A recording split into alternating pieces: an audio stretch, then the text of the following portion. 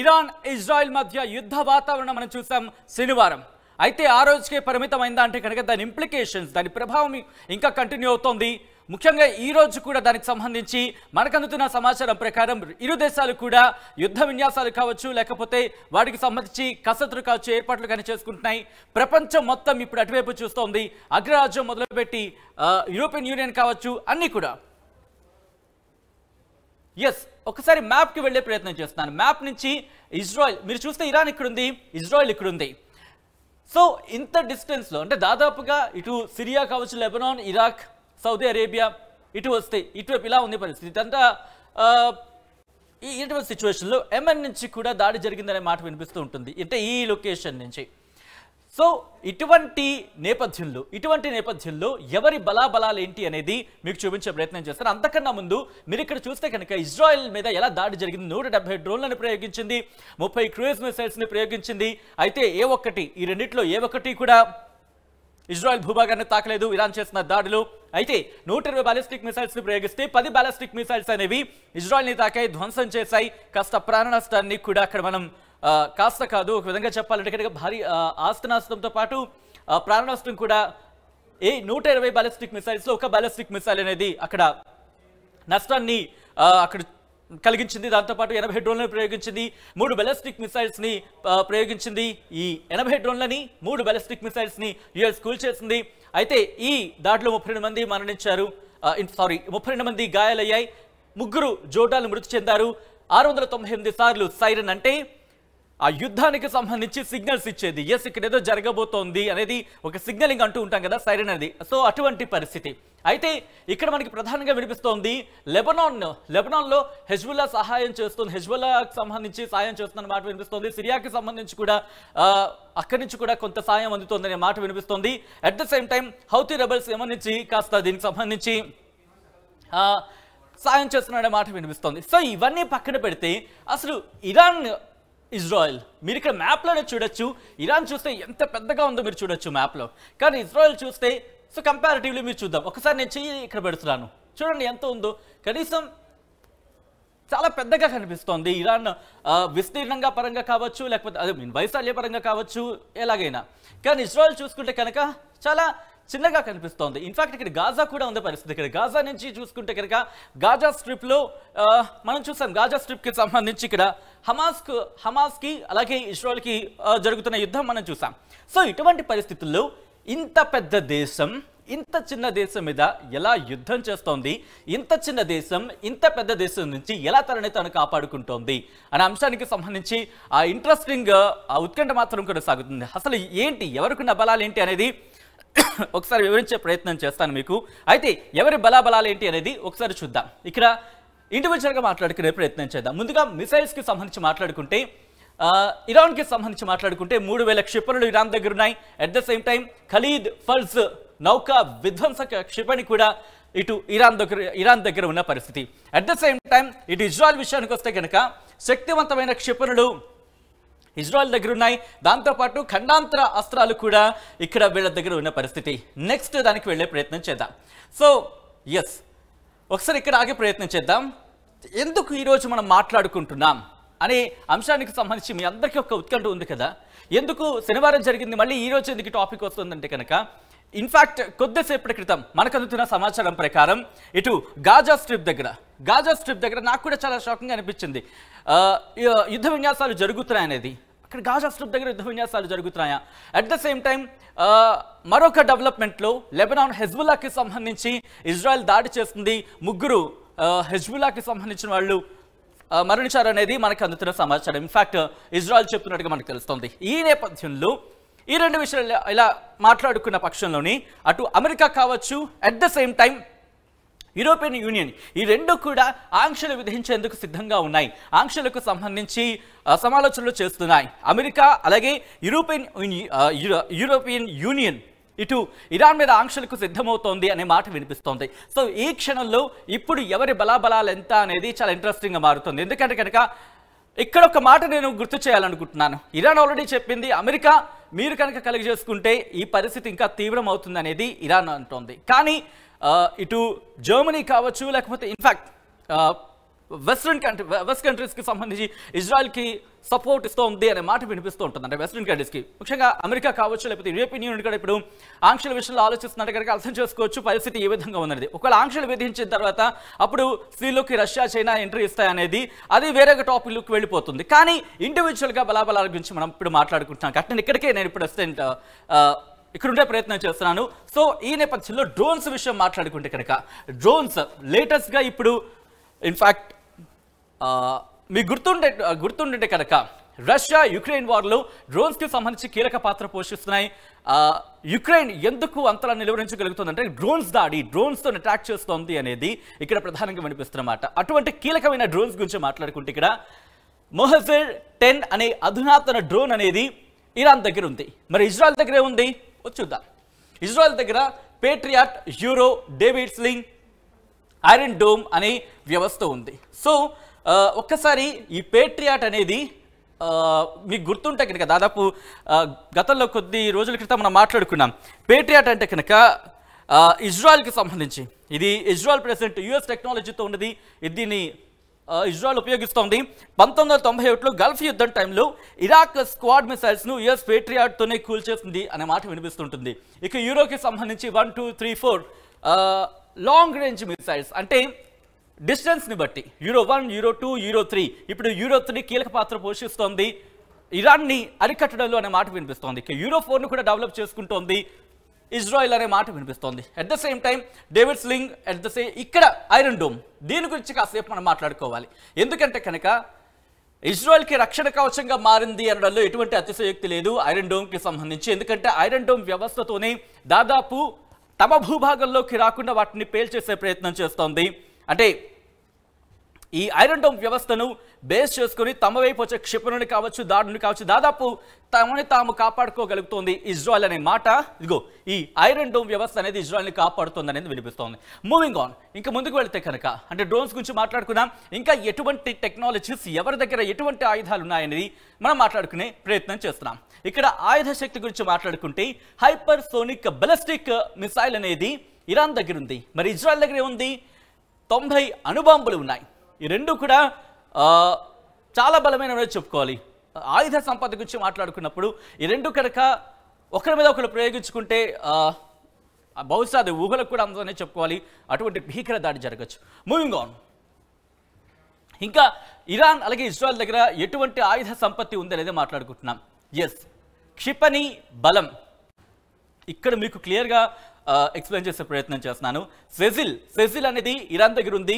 దాదాపు 2500 కిలోమీటర్లకు సంబంధించి దీని అంటే శక్తి సామర్థ్యం అంటూ ఉంటాం కదా అది. అలాగే ఖైబర్ 2000 కిలోమీటర్ల సామర్థ్యం ఉంది. అలాగే హాజ్ ఖాసిం 1400 కిలోమీటర్ల సామర్థ్యం ఉంది. దాంతోపాటు షాహబ్ 3 ఇది 800 నుంచి 1000 కిలోమీటర్ల సామర్థ్యం. ఇది ఇరాన్ దగ్గర ఉంది. ఇక ఇజ్రాయెల్ దగ్గర చూసుకుంటే కనుక జెరికో 1 1400 కిలోమీటర్ల సామర్థ్యం ఉంది. అలాగే జెరికో 2 2800 కిలోమీటర్ల సామర్థ్యం. ఇక జెరికో 3 5000 కిలోమీటర్ల సామర్థ్యం.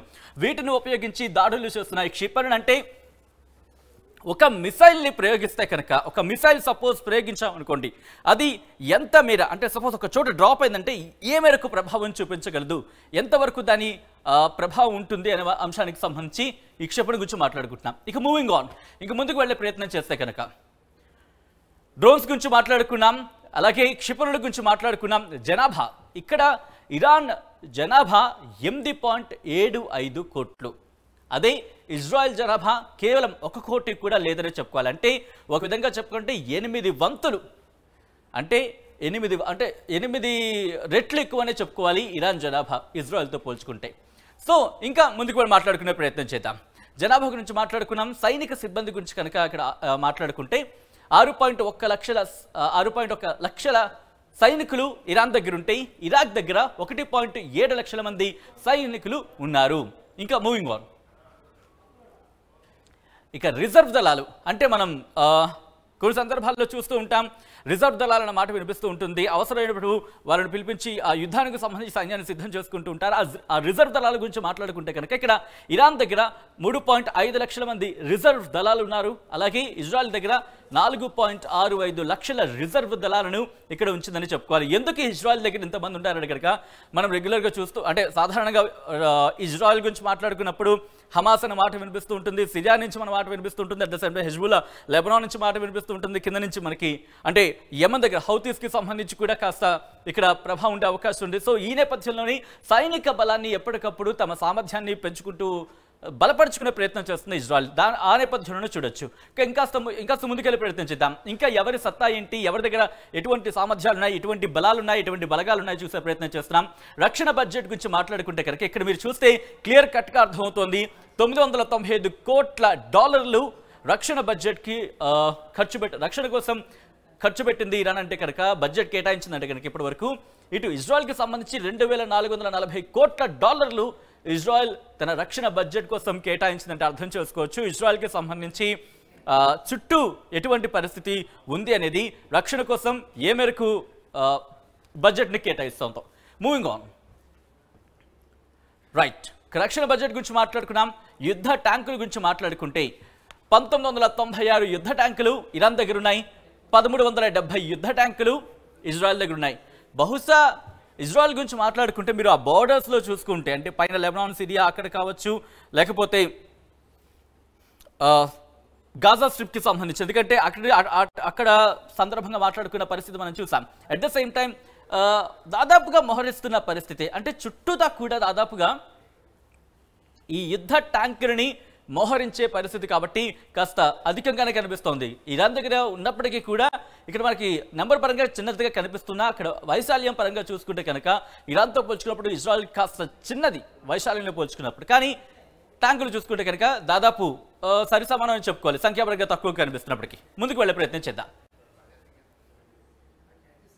మూవింగ్ ఆన్, ఇంకా ఎవరి బలం ఎంత? టోవ్డ్ ఆర్టిలరీ అంటే యుద్ధ సామాగ్రికి సంబంధించి కావచ్చు, ఆ యుద్ధ ఆర్టిలరీస్ అంటూ ఉంటాం కదా, వాటిలో చూసుకుంటే కనుక టోవ్డ్ ఆర్టిలరీలు ఇరాన్ దగ్గర 2050 ఉన్నాయి, ఇజ్రాయెల్ దగ్గర 300 ఉన్నాయి. మూవింగ్ ఆన్, ఇక శతఘ్నులు కూడా ఇరాన్ దగ్గర 580, అలాగే ఇజ్రాయెల్ దగ్గర 650 ఉన్నాయి. Yes, move on. ఇంకా ఇండివిజువల్గా వెళ్ళే ప్రయత్నం చేద్దాం. PCR moving on. ఇక అలాగే రాకెట్ లాంచర్లు ఇరాన్ దగ్గర 775 ఉన్నాయి, అలాగే ఇజ్రాయెల్ దగ్గర 150 రాకెట్ లాంచర్లు ఉన్నాయి. నెక్స్ట్, సో ఇరాన్ ఇజ్రాయెల్ మధ్య చూసుకుంటే ఎవరి బలాల విషయం గురించి మాట్లాడుకున్నప్పుడు సాయుధ వాహనాలు చూసుకుంటే 65,765 సాయుధ వాహనాలు ఇరాన్ దగ్గర ఉన్నాయి. 43,407 సాయుధ వాహనాలు ఇటు ఇజ్రాయెల్ దగ్గర ఉన్న పరిస్థితి. Moving on. సో చూసుకుంటే కనుక కాస్త సంఖ్యాపరంగా తక్కువ కనిపిస్తున్నప్పటికీ మొత్తం నౌకల విషయానికి వస్తే కనుక, నౌకల విషయానికి వస్తే కనుక ఇటు 67 నౌకలు, యుద్ధ నౌకలు, ఇక్కడ నౌకలు అంటే యుద్ధ నౌకలు ఇటు ఇజ్రాయెల్ దగ్గర ఉన్నాయి. ఇరాన్ దగ్గర 101 యుద్ధ నౌకలు ఉన్నాయి. Moving on.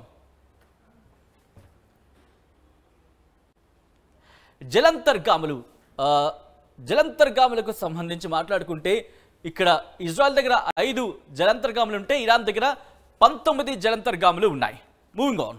సో ఇరాన్కి అలాగే ఇజ్రాయెల్కి సంబంధించి మధ్య ఫ్రిగేట్ల గురించి మాట్లాడుకుంటే ఇజ్రాయెల్ దగ్గర ఫ్రిగేట్లు లేవు, కానీ ఇరాన్ దగ్గర మాత్రం 7 ఫ్రిగేట్లు ఉన్నాయి. ఇంకా యుద్ధ సామాగ్రి కావచ్చు, లేకపోతే వాటికి సంబంధించి చూసుకుంటే ఎవరి బలాబలాలు ఏ విధంగా ఉన్నాయని కనుక చూసుకుంటే ఆ లెక్కలు. Next moving on. కార్వెట్లు ఇరాన్ దగ్గర 3 ఉంటే ఇటు ఇజ్రాయెల్ దగ్గర 7 కార్వెట్స్ ఉన్న పరిస్థితి. సో ఇవన్నీ కూడా యుద్ధ సామగ్రిగా సిద్ధం చేసుకున్నాయి. అవసరాన్ని బట్టి వీటిని వదిలే ప్రయత్నం చేస్తూ ఉంటాయి ఇరాన్ అలాగే ఇజ్రాయెల్ కూడా. Moving on. గస్తీ నౌకలు, ఎస్, వీటిని ఇంకా మనం కంటిన్యూగా చూపించే ప్రయత్నం చేద్దాం. Don't pause, request team. గస్తీ నౌకల్ని కనుక చూసుకుంటే 21 గస్తీ నౌకలు ఇరాన్ దగ్గర ఉంటాయి, ఇజ్రాయెల్ దగ్గర 45 గస్తీ నౌకలు ఉన్నాయి. ఇక మొత్తం విమానాలు ఇరాన్ దగ్గర 551 ఉంటే ఇజ్రాయెల్ దగ్గర 612 యుద్ధ విమానాలు ఉన్న పరిస్థితి. ఇక అలాగే ఫైటర్ జెట్లు ఇరాన్ దగ్గర 186 ఫైటర్ జెట్లు ఉంటే ఇజ్రాయెల్ దగ్గర 241 ఫైటర్ జెట్లు ఉన్నాయి. అలాగే రవాణా విమానాలకు సంబంధించి 7 రవాణా విమానాలు ఇరాన్ దగ్గర ఉంటే ఇజ్రాయెల్ దగ్గర 40 ఉన్నాయంటే అర్థం చేసుకోవచ్చు ఎవరి సత్తా ఏంటి అనేది. ఇక హెలికాప్టర్ల గురించి మాట్లాడుకుంటే 129 హెలికాప్టర్లు ఇరాన్ దగ్గర ఉంటే 146 హెలికాప్టర్లు అంటే యుద్ధానికి సంబంధించిన హెలికాప్టర్స్ 146 ఇజ్రాయెల్ దగ్గర ఉన్న పరిస్థితి.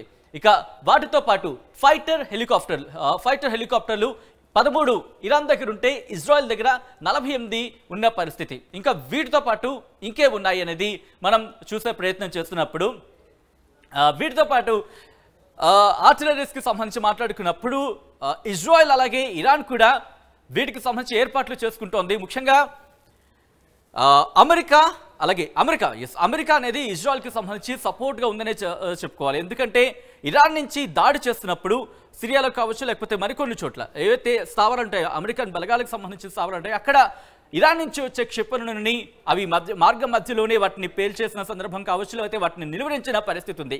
ఈ నేపథ్యంలోని అమెరికా దాదాపుగా మద్దతు ఉందా అంటే కనుక వెనకుందా అంటే కనుక ఇజ్రాయెల్కి సంబంధించి అవుననే మాట వినిపిస్తోంది. కానీ ఇక్కడ ఇరాన్ అంటోంది మీరు కనుక సపోర్ట్గా వెళితే పరిస్థితులు మరింత దారుణంగా ఉంటాయంటూ చెప్తున్న నేపథ్యంలో ప్రస్తుతం అమెరికా అలాగే యూరోపియన్ యూనియన్ ఇటు ఇరాన్ మీద ఆంక్షలు విధించేందుకు సిద్ధమవుతున్నాయి. అటువంటి ప్రణాళికలు సిద్ధం చేస్తున్నాయి. ఈ నేపథ్యంలో ఆంక్షలు కనుక విధిస్తే ఆ ఆంక్షలు ఏ విధంగా ఉండొచ్చు, దానికి ఇరాన్ ఎలా రియాక్ట్ అవుతుంది, ఆ నేపథ్యంలో అంటే ఇజ్రాయెల్కి మద్దతుగా ఈ ఆంక్షలు ఇరాన్ మీద ఇటు ఇన్ఫాక్ట్ వెస్ట్రన్ కంట్రీస్ అంటే అమెరికా కావచ్చు EU కావచ్చు ఇలాంటి ఆంక్షలు విధిస్తే కనుక ఇరాన్కి సంబంధించి ఎటువంటి అడుగులు పడే అవకాశం ఉంది. ఇరాన్కి ఎవరెవరు తోడుగా వెళ్తారు, ముఖ్యంగా రష్యా మాట వినిపిస్తుంది. అఫ్ కోర్స్ పుతిన్ దీని మీద రియాక్ట్ అవ్వడం జరిగింది. ఒకవేళ అమెరికా కనుక ఇజ్రాయెల్కి మద్దతుగా వెళ్తే ఇరాన్కి మేము మద్దతుగా రంగంలోకి దిగుతా ఉన్నట్టుగా రష్యా మాట్లాడుతున్న నేపథ్యం మనం చూస్తున్నాం. ఈ నేపథ్యం ఒకవేళ ఇలాంటి సినారియో కనుక జరిగితే కనుక ఏం జరుగుతుంది, ఇరాన్ ఎటువంటి యాక్షన్ తీసుకుంటుంది, రష్యా ఎటువంటి చర్యలకు దిగుతుంది, ఇది మళ్ళీ మూడో ప్రపంచ యుద్ధానికి దారి తీయబోతోందా, ఇలాంటి చాలా క్వశ్చన్స్ ఉన్నాయి. సో ఏం జరగబోతుంది రానున్న రోజులు, ఎందుకు ఇప్పటికే యుద్ధ విన్యాసాలకు సంబంధించి ఇరాన్ యుద్ధ విన్యాసాలు చేస్తోంది. అట్ ద సేమ్ టైం ఇటు ఇజ్రాయెల్ కూడా ఆల్రెడీ దాడులకు ఉపక్రమించిందనే చెప్పుకోవాలి. ఎందుకంటే మేము ప్రతి దాడులు చేస్తామంతే. ఇజ్రాయెల్ అటు సిరియా మీద ఇరాన్ ఇన్ఫాక్ట్ సిరియాలోని ఇరాన్ ఎంబసీ మీద ఇజ్రాయెల్ దాడి చేసిన నేపథ్యంలో ఇరాన్ దాడి చేసింది. ఇప్పుడు మేము కూడా అంటే ఇజ్రాయెల్ మీద దాడి చేస్తుంది, ఇప్పుడు మేము కూడా తిరిగి దాడి చేస్తాం ఇరాన్ మీద అనేది ఇజ్రాయెల్ వాదన. ఏం జరగబోతోంది, ఇప్పటికే ప్రపంచ దేశాలు ఇన్ఫాక్ట్ యునైటెడ్ నేషన్ కూడా ఆందోళన వ్యక్తం చేస్తుంది. ఈ సమస్యను అందరూ కూర్చొని చర్చించుకుని సాల్వ్ చేసుకోవాలంటోంది. పలస్తీనియా అంశాన్ని కూడా ప్రస్తుతం యునైటెడ్ నేషన్స్ ప్రస్తావిస్తోంది, దీనికి సంబంధించి డిస్కషన్స్ చేస్తూ ఉంటుంది. ఏం జరగబోతోంది అనేది చాలా ఉత్కంఠగా మారింది. ఎందుకంటే ఈ సమస్యను కనుక ఇక్కడ ఇలా పాజ్ చేయకపోతే ఇది ప్రపంచ యుద్ధానికి దారి తీయొచ్చు అనేది అంతర్జాతీయంగా వినిపిస్తున్నమాట. ఏం జరగబోతుంది అనేది వేచి చూద్దాం.